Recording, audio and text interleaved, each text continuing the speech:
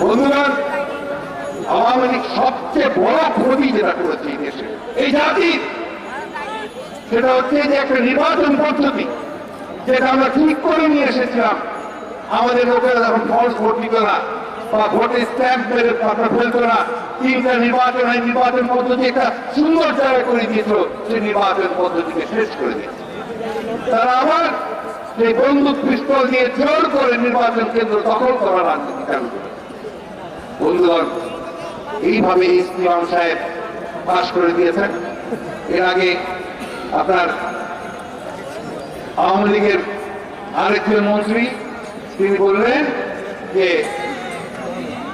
যারা বিরোধী কথা বলবে, যারা বিরোধিতা করবে, তাদের ঘরের মধ্যে ঢুকে ঢুকে তাদেরকে হত্যা করবে। কয়েকদিন আগে আরেকজন বলেছেন মন্ত্রী যে জয় বাংলা বা জয় বঙ্গবন্ধু যারা বলবে না তাদেরকে বাংলাদেশে থাকতে দেওয়া হবে। এই হচ্ছে আওয়ামী লীগ ফ্যাসিবাদী। তারা মনে করে যে বাংলাদেশ তাদের পৈতৃক সম্পত্তি এবং এই বাংলাদেশকে লুটপাট করার একমাত্র অধিকার তাদের, কিন্তু বাংলাদেশের উন্নয়নের কোনো প্রয়োজন নেই।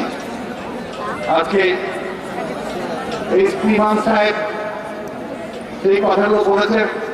ছাত্রলীগকে তিনি বিসিএস পরীক্ষায় পার করে দেবেন, শুধু লিখিত পরীক্ষাটা হয়ে যাবে সেটাও বলেছেন।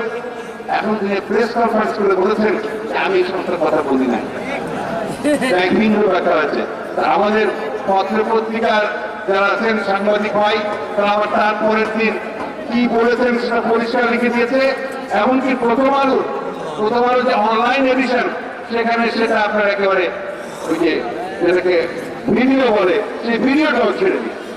সবাই দেখে যে পৃথিবীর মানুষ এই ইমাম কি বলেছেন কি বলেন।